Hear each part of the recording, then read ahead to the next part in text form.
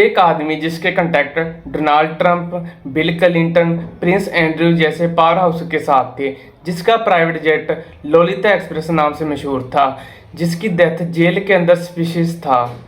ये है Jeffrey Epstein का स्कैंडल, जो कि दुनिया का सबसे बड़ा सेक्स ट्रैफिकिंग केस, जो अभी तक एक मिस्ट्री बना हुआ है। 1970 में जेफरी एप्स्टीन ने अपना करियर प्राइवेट स्कूल टीचर से स्टार्ट किया और कुछ ही समय में 1982 में उसने खुद की एक फर्म स्टार्ट की। उसकी फर्म कुछ ही समय में इतनी बड़ी हो गई कि जो उसके क्लाइंट होते थे उनके पास कम से कम $1 बिलियन की प्रॉपर्टी होती थी। ये एक बिलियनर फाइनेंसर था, लेकिन इसका असली काम सेक्स ट्रैफिकिंग का एम्पायर चलाना था। 2005 में इसने कई अंडर लड़कियों का एक्सप्लॉइट किया, कई लड़कियों का सेक्सुअली अब्यूज किया और कहा जाता है कि कई पावरफुल लोग इसके क्लाइंट थे।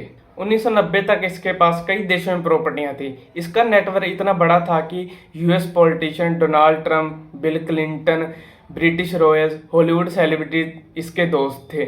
इसके पास एक खुद का आइलैंड था जिसे लोग पेडोफाइल आइलैंड के नाम से बुलाते थे। 2005 में जेफरी एप्स्टीन का पूरा प्रोसीजर स्कैंडल सामने आया। इसने अटॉर्नी जनरल के साथ सीक्रेट डील साइन की, जिसके तहत इसे 13 महीने की सजा सुनाई गई, वो भी वर्क रिलीज के साथ। इसे कहते हैं स्वीट हार्ट डील। ये deal attorney general Alexander Costa ने दी थी, जो कि बाद में जाके ट्रंप एडमिनिस्ट्रेशन में लेबर सेक्रेटरी बना। एप्स्टीन को 2008 में पहली बार अरेस्ट किया गया। 2018 में लोग दोबारा मी टू मूवमेंट चलाया गया।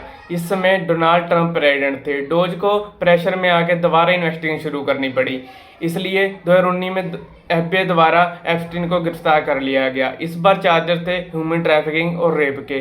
पब्लिक आउटरीच इतना ज़्यादा था कि इसे high security jail metropolitan correction centre में रखा गया। 10 अगस्त 2019 को एप्स्टीन जेल में मरा हुआ मिला। ऑफिशियल का कहना है कि वो सुसाइड था, लेकिन प्राइवेट एक्सपर्ट का कहना है कि हड्डियां टूटी हुई मिली है। ऐसा सुसाइड केस में कम और डेलिब्रेट स्ट्रैंगुलेशन केस में ज़्यादा होता है। लेकिन शक की सुई यहाँ घूमती है कि उस रात सीसीटीवी कैमरे काम नहीं कर रहे थे, गार्ड सो रहे थे और उसके सेलमेट को एक दिन पहले ही वहां से हटा दिया गया था। कॉन्स्पिरेसी थ्योरी यहाँ से शुरू होती है कि कहा जाता है कि एप्स्टीन के पास एक ऐसी अपने क्लाइंट्स की सीक्रेट लिस्ट थी जिससे वे बड़े बड़े लोगों को ब्लैकमेल किया करता था। अप्रैल 2024 कैंपेनिंग के दौरान ट्रंप ने कहा कि हम सत्ता में आने के बाद हम फाइल रिलीज करेंगे, लेकिन अब वही ट्रंप कह रहा है कि छोड़ो फाइल को, हमारे पास और भी कई बड़े मुद्दे हैं।